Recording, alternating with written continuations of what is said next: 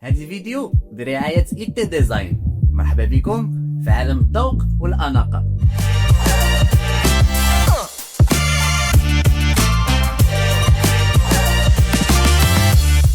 إيت ديزاين تقدروا تلقاو كل ما تحتاجوا باش تغيروا داركم لمكان تعكس الشخصية ديالكم.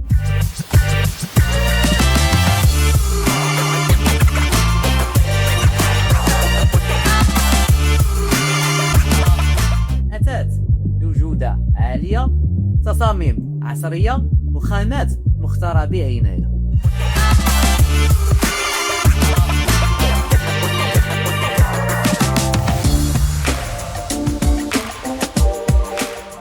دخل دابا الانستغرام إيت ديزاين اموبلومون وشوف شحال من حاجة زوينة تتسناك.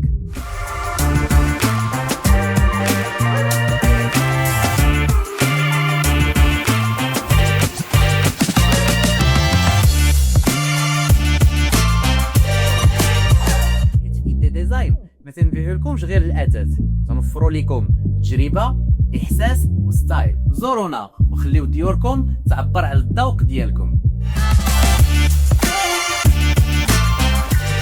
مشاهدينا الكرام، اهلا وسهلا ومرحبا بكم في قناه إيت ديزاين داخل معرض إيت ديزاين. مشاهدينا الكرام، تنجدد الشكر والامتنان ديالي لكم على الدعم، المواكبه وكذلك اجمل التعليقات. موضوع اليوم السنة الجديدة سنة 2026، الله يدخل علينا بالخير إن شاء الله. مع بداية كل سنة المشهد تعاود نفسه، طموح كبير، إرادة قوية، أهداف مكتوبة، واحد المجموعة من الموعود اللي تنوعدوا بها النفس ديالنا، على أساس أن هاد السنة تكون غير، على أساس أنني نبدل الحياة ديالي في هاد السنة هذه. الوغ في البدايه نتاع السنه الطموح تيكون كبير، الامور تتبان لنا سهله، ولكن مع مرور القليل من الوقت التحفيز تيبدا تينقص، الاراده تتبدا تطفى، وتنبداو عاوتاني ترجعوا لنفس العادات القديمه اللي كنا تنديروا. الوغ مشاهدينا الكرام، من هنا خصنا نطرحوا واحد السؤال مهم. الوغ خصك تطرح هذا السؤال: واش الغلط مني انا؟ واش انا اللي ما عنديش الاراده؟ في الحقيقه الجواب ديال هذا السؤال هذا هو لا، ماشي مشكل نتاع الاراده. المشكل هو اننا تنوضعوا واحد المجموعه من الاهداف وتنسطروها، ولكن ان باراليل ما تنوضعوش واحد الطريقه اللي هي واضحه، ما تنوضعوش واحد النظام، ما تنوضعوش واحد المجموعه من الخطوات البسيطه اللي نقدروا نديروها بواحد الشكل يومي واللي نقدروا نلتزموا بها على المدى الطويل. مشاهدينا الكرام، عدد كبير من الناس في الحقيقه تيهتموا بكل ما هو خارجي، ولكن تنساو المسائل اللي هي مهمه، وهو ان التغيير تينبع من الداخل. الله سبحانه وتعالى في كتابه الحكيم تيقول لك: لا يغير الله ما في قوم حتى يغيروا ما في انفسهم. اذا من هنا تيبان لنا بان التغيير تيخصو يكون داخلي، ما يمكنش بنفس الشخص، بنفس الشخصيه، بنفس الافكار، بنفس المعتقدات، بنفس العادات، ونقلبوا على واحد النتيجه مزيانه ومخالفه على النتائج السابقه. ومن هنا جا الدور ديالي باش نقدم لكم واحد الطريقه بسيطه، واحد الطريقه واضحه، واحد الطريقه عمليه وفي نفس الوقت مضمونه، وتنضمن لاي واحد على انه الا تبع هاد الطريقه اللي نتكلم له واللي جبتها معايا هاد النهار، النتائج تكون مغايره، والنتائج تكون مزيانه وتكون مستمره، ماشي الحافز نتاع يوم او لا يومين. الوغ مشاهدينا الكرام، كيف ما قلت لكم مع البدايه نتاع السنه، الناس كلها تتهضر وتتقول نفس الكلام، الناس كلها تتكلم على الاهداف الجديده ديالها: فلوس، عمل، دار جديده، سياره جديده، سفر، واحد لاطاي او لا واحد الجسم اللي مثالي. هادشي كله مزيان، ولكن واش هادشي نقدو نقوموا به؟ واش هادشي نقدو نديروه؟ حيت لا بغينا نديرو هادشي كما تكلمت لكم مسبقا، خاصنا نشوفوا الداخل، خاصنا نغيروا الداخل ديالنا قبل ما نغيروا الخارج ديالنا. انا نحاول نعطيكم واحد المثال بسيط جدا باش نفهموا واحد المساله. نفترض ان عندك واحد السياره، نفترض ان هذه السياره اللي عندك فيها واحد المشكل في المحرك ديالها، فيها واحد العطل صغير في المحرك ديالها. هذا العطل ما تيخليش المحرك قوي، هذا العطل تيخلي المحرك على انه تيتوقف في اي لحظه وما تيكملش المسافه اللي كنا ناويين نمشيو لها. الوغ واش من الذكاء على انك تجي وتشوف هاد الطوموبيل هادي تبدل لها صباغه وتبدل لها الاطارات وتبدل لها الجوانط وتزيد لها واحد المجموعه من الاكسسوارات وتجي وتقول انا السياره ديالي ولات جديده؟ في الحقيقه حتى حد ما يديرش هذا الشيء، لحقاش هذا غباء. الا مشينا وصيرنا واحد العدد الفلوس على واحد السياره باش ردوها جديده والمحرك ديالها فيه المشكل، اذا المشكل يبقى ديما قائم والسياره ما تقومش معايا باللازم. الا كنت مسافر او كان عندي رونديفو او كان عندي اجتماع ديما غنكون تنتعرض للمشاكل. اذا السياره راه ما ولاتش جديده، كان مهم عليا انني نبدا بالمحرك ونصلحه، وان فوا المحرك يولي مزيان يولي قوي، ديك الساعه المسائل الخارجيه لا زدنا حتى هي مزيانه. الوغ مشاهدينا الكرام، انا كما تكلمت لكم كاين واحد 3 نتاع الخطوات. هذه الخطوات هي بسيطه عمليه وفي نفس الوقت قويه، وانا تنضمن لاي واحد الا التزم بهاد 3 نتاع الخطوات ان شاء الله هاد السنه تكون غير، ان شاء الله هاد السنه تكون بدايه نتاع التحقيق نتاع الاهداف ونتاع الطموح ان شاء الله. الوغ مشاهدينا الكرام، الخطوه الاولى انا جبت معايا واحد الفكره في الحقيقه جديده. هذه الفكره هذه سميتها انا القديم وانا الجديد. هذه الفكره هذه بغينا نديروا واحد التمرين بسيط، ومن خلال هذا التمرين نزيد نتعرف على راسي، نزيد نتعرف على انا القديم وكذلك على انا الجديد.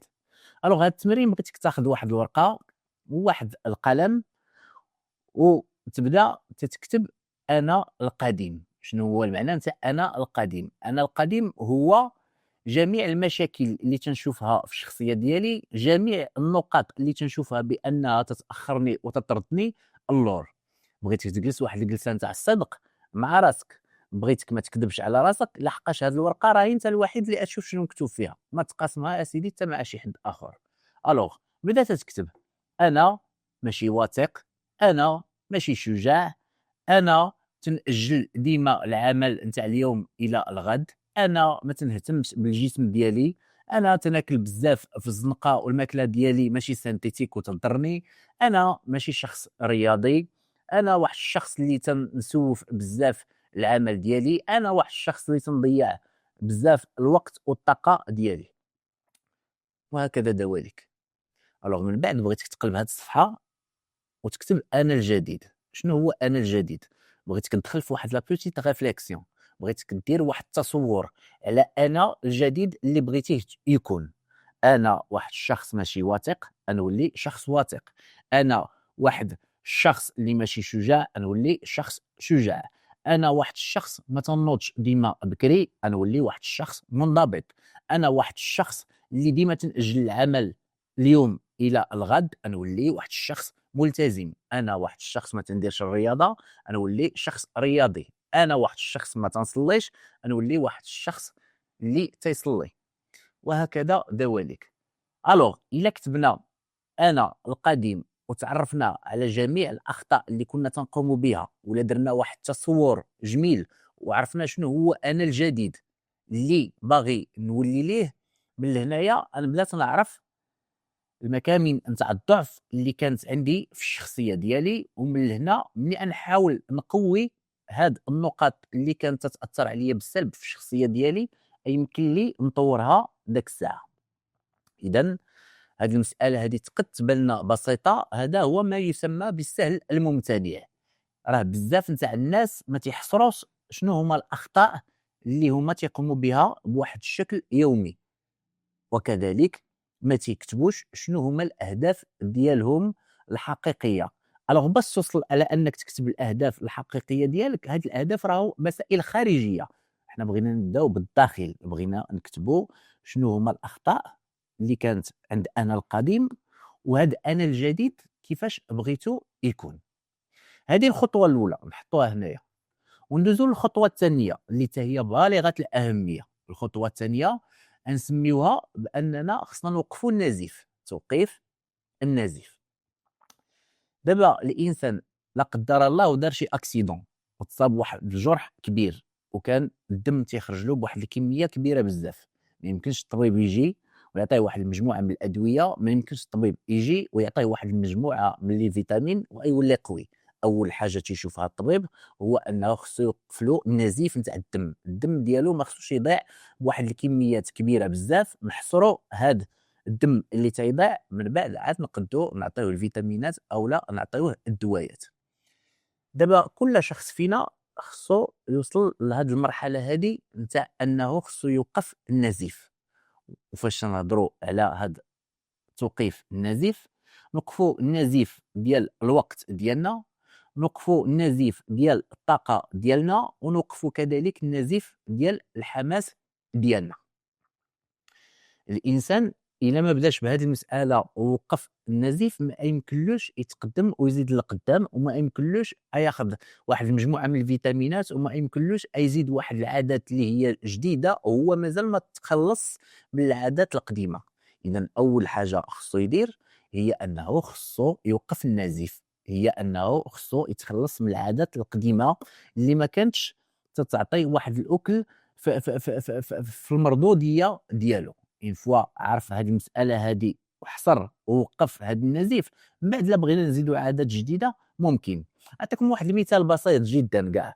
شنو هو؟ نفترضوا ان واحد الانسان عنده واحد القرعه نتاع الماء، هذه القرعه نتاع الماء بغى يعمرها بالماء باش يبقى تيشرب. الا كانت هذه القرعه فيها واحد الثقب صغير من التحت، ما حد هو تيعمر في هذا الماء، وما حد هذا الماء تينقص له وتيخرج له من التحت نتاع هاد القرعه هذه. دونك حنايا شنو خصنا نديروا؟ اولا قبل ما نعمروا الماء في هاد القرعه هذه خصنا نوقفوا داك الثقب الصغير، باش داك الكميه نتاع الماء اللي حنايا بغينا نربحوها وبغينا نعمروها ديك الساعه تبقى لنا في هذيك القرعه ونستافدوا منها، ماشي اللي عمرتيه اليوم تتخويه غدا.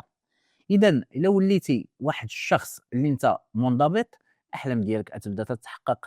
وإلا وليتي واحد الشخص اللي نتايا شجاع، الفرص غتبدا تطرح قدامك. ولا وليتي واحد الشخص اللي ملتزم، الاحلام ديالك ان شاء الله غتبدا تتحقق بشويه بشويه. دونك غير نوقفوا النزيف.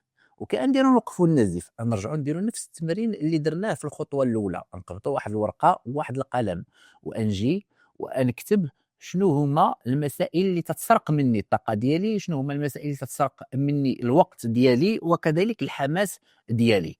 نجي نجلس واحد الجلسه نتاع الصدق مع النفس ديالي ونقول بانني تنضيع العدد من الساعات قدام الشاشه نتاع التلفاز، تنضيع العدد نتاع الساعات قدام الهاتف. سيرتو الناس كلها ولات مبليه بالهاتف وكلها تتحيد البصمات ديالها بقوه هاك هاك سير واجي وسير واجي.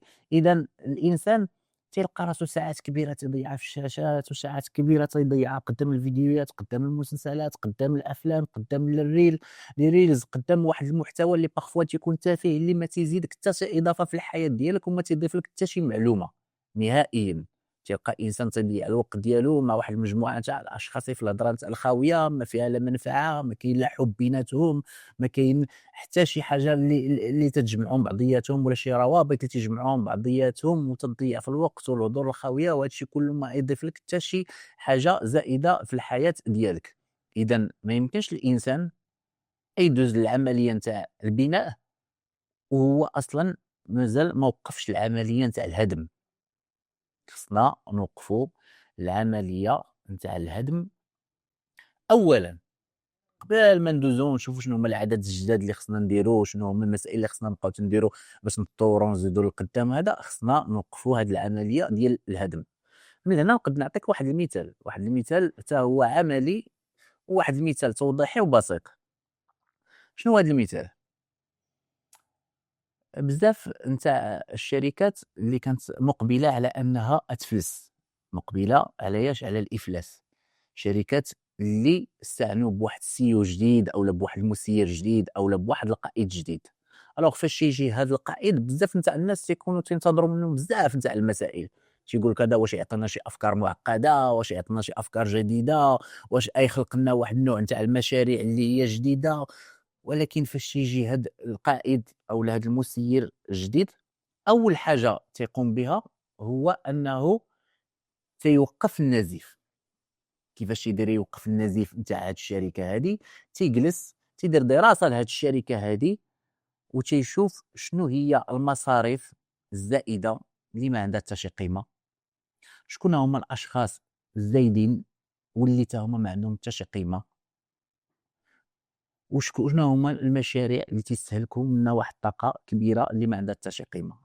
ملي تيحصر هاد المشاكل هادي الداخلية نتاع الشركة، تيحاول يقلل أولا يحيد جميع المصاريف الزائده واللي ما عندها حتى شي قيمه واللي ما تضيف حتى شي حاجه لهاد الشركه. تيحاول يتخلص من واحد المجموعه من الناس اللي هما محسوبين علينا ولكن هما ماشي معانا، لحقاش ما عندهمش واحد الدور اساسي، واحد الدور فعال. ما الخدمه ديالهم ما عندهاش واحد لا فالور اجوتي، واحد لو روتور سور انفستيسمون. كذلك تيكونوا مثلا داخلين في واحد المجموعه نتاع المشاريع، وهاد المشاريع هذه ما عندها حتى شي قيمه وكذلك حتى شي مردوديه. الوغ من الذكاء نتاع هذا القائد الجديد على انه ما يجيش ويبدا يعطي الفيتامينات والادويه لهذه الشركه. بحالاش دابا هو اي فكره جاب واي مشروع جاب واي استثمار جاب، ما حد مثلا ما تحكمش في هذا الاستنزاف اللي تكلمت لكم عليه، العمل ديالو ما يبانش. اذا تيتعامل بكل صرامه، تيوقف هذا الاستنزاف هذا، ومن بعد ملي تيوقف هذا الاستنزاف وهذا النزيف هذا، عاد تيدوز لمشاريع جديده او لافكار جديده او لحلول جديده. وبصح فعلا شحال من مره جا واحد القائد الجديد ونقد واحد لا سوسيتي من الافلاس وتطورات هذه الشركه ومشات لابعد مكان. اذا شنو هو الدور ديالو؟ الدور ديالو هو انه خصو يجي يعرف شنو هي الاخطاء، والاخطاء هي انا القديم، ويوقف هاد النزيف ديال الطاقه وديال الوقت وديال الامكانيات الماديه والبشريه. عاد من بعد تيقد يدوز للخطوه الثالثه، والخطوه الثالثه ان شاء الله فاش نتكلموا عليها هي الخطوه نتاع البناء، الخطوه نتاع بناء واحد الهويه جديده. ودابا من بعد ما وقفنا النزيف ومن بعد ما ولينا واعيين بالمسائل اللي تتسرق منا الطاقه، بالمسائل اللي تتسرق منا الوقت، وكذلك بالمسائل اللي تتسرق منا الحماس ديالنا، دابا نطرحوا واحد السؤال مهم على نفسنا: واش هاد العمليه نتاع توقيف النزيف واش كافيه؟ في الحقيقه لا، ما كافياش، ولكن هاد العمليه مهمه، وهذا هو المشكل اللي كانوا يطيحوا فيه العدد الكبير من الناس سابقا. كانوا تيجيو على اساس انهم يدخلوا واحد العادات جديده للحياه ديالهم، على انهم يصلحوا واحد المجموعه من المسائل في الحياه ديالهم، ولكن ما تيديروش هذه الخدمه اللي تكلمنا عليها مسبقا، واللي هي انهم يكتبوا انا القديم، واللي هي انهم يوقفوا النزيف. دابا من بعد ما عرفنا شكون هو انا القديم، ومن بعد ما ولينا واعيين بشنو هما المسائل اللي كانت تتسرق منا كما قلت لكم الوقت والطاقه والحماس، دابا يسهل علينا العمليه نتاع البناء، عمليه نتاع البناء نتاع واحد الهويه جديده. شنو المعنى نتاع بناء هويه جديده؟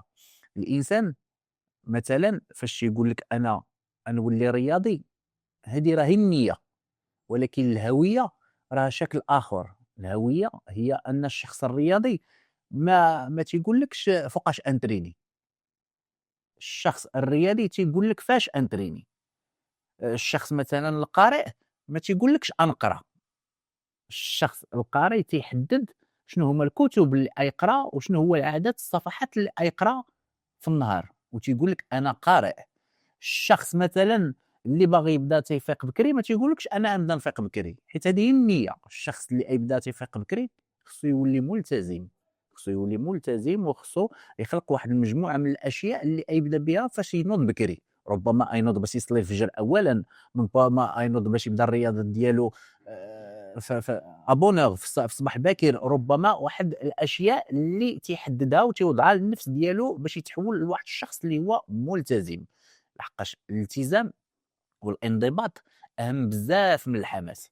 الحماس ديما تتبدا قوي وتتبدا بقوه ولكن تتوقف في ساعه، ولكن الانضباط تتكون تدير واحد العمل بشكل يومي، واخا يكون هذا العمل صغير ما يكونش كبير بزاف، ولكن تندخلوا في الاطار نتاع العمل التراكمي، اليوم على غدا اليوم على غدا اليوم على غدا، كما تنقولوا قطره بقطره تيحمل الواد.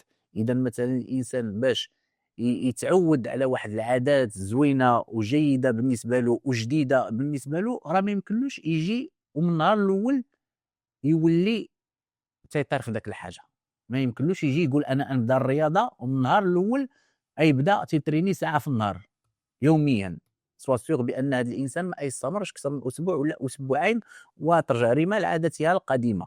انا كبدايه ما نلزمش على راسي واحد المساله اللي هي كبيره بزاف. انا بغيت نولي واحد الشخص رياضي، انا غنبدا تنتريني غير 4 ساعات في النهار بواحد الشكل يومي، ومن بعد على ما نولف وندير لي غوبير ديالي ونولف على لاصال ونتعلم على لا ميثودولوجي والطريقه الصحيحه نتاع لونطرينمون، ونحاول نقاد شي شويه الاكل ديالي، ونحاول نقاد شي شويه حتى النوم ديالي. ديك الساعه تنتحول لواحد الشخص رياضي، وعاد ديك الساعه من بعد راه ندير ساعه ولا ندير حتى اكثر من ساعه. ولكن الانسان فاش تيجي وتيبغي يدير كلشي في نهار واحد سوا سيغ بانه ما تيكملش.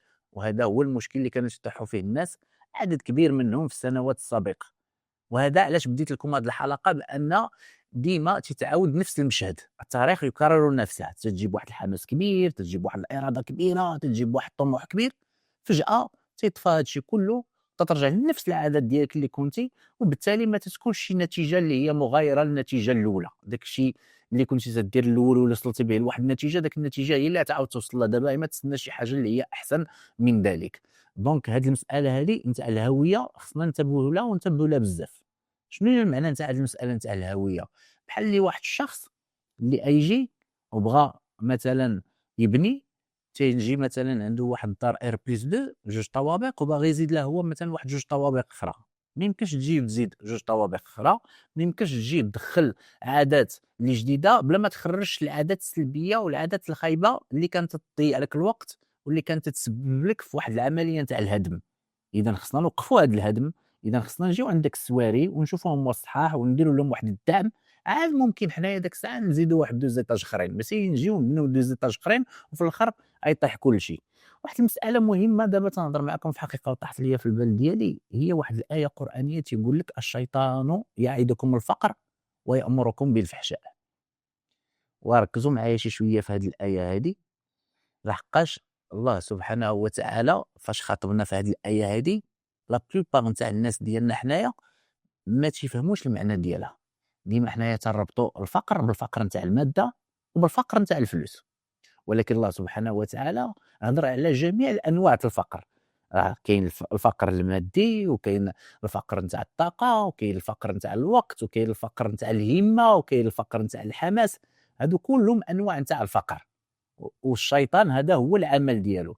دابا شحال من مره مثلا الانسان تيكون مثلا باغي يصلح من النفس ديالو وتينوي على انه مثلا يبدا الصلاه، ولا تينوي على انه يبدا الدراسه، ولا تينوي على انه يقاد الماكله ديالو ويدير واحد الماكله اللي هي مزيانه، ما يبقاش ياكل في الزنقه وتولي واحد الماكله سانتيتيك اللي تتعود بالمنفعه عليه، او لا تينوي على انه يزيد واحد المجموعه من المواهب ولا كومبيتونس جداد، ولكن ما تيوصلش حتى لشي نتيجه وما تيستمرش. راه الشيطان ماشي تيجي وتيقول لك لا ما تخدمش، او لا لا ما تقراش، او لا لا ما تصليش. الشيطان تيتعامل معك بواحد الطريقه غير مباشره، ما تيجيش يتعامل معك بطريقه مباشره. الشيطان تيجي تيقول لك لا واه تفرج في هذا المسلسل، لا واه تفرج في هذا الفيلم، لا يجلس مع هاد الدراري، لا غير كمي هاد الكارو، لا يسهر هاد الليله، لا كذا لا كذا. تيبقى الانسان تيرجع لنفس العادات ديالو القديمه، تينسى راسو، وبالتالي الطموح ديالو تيبرد والاراده ديالو تطفى وتيفشل، وكما تنقولوا تترجع ريما العاده ديالها القديمه. دونك ها الشيطان كيفاش يعيدكم الفقر، يعيدكم الفقر على المال، على الطاقه، على الحماس، على الهمه، على الاراده. الا حاولنا نفهموا هذه المساله هذه ونتعاملوا معها بواحد الطريقه ايجابيه، ونتعاملوا معها بالالتزام، لحقاش كما قلت لكم الالتزام راه احسن من التحفيز. ما يكون هي الخير ان شاء الله. وهذه السنه هذه تدخل علينا بواحد الخير كبير ان شاء الله، وهذه السنه هذه غنحققوا فيها واحد المجموعه من الاحلام، وهذه السنه هذه ان شاء الله تكون غير.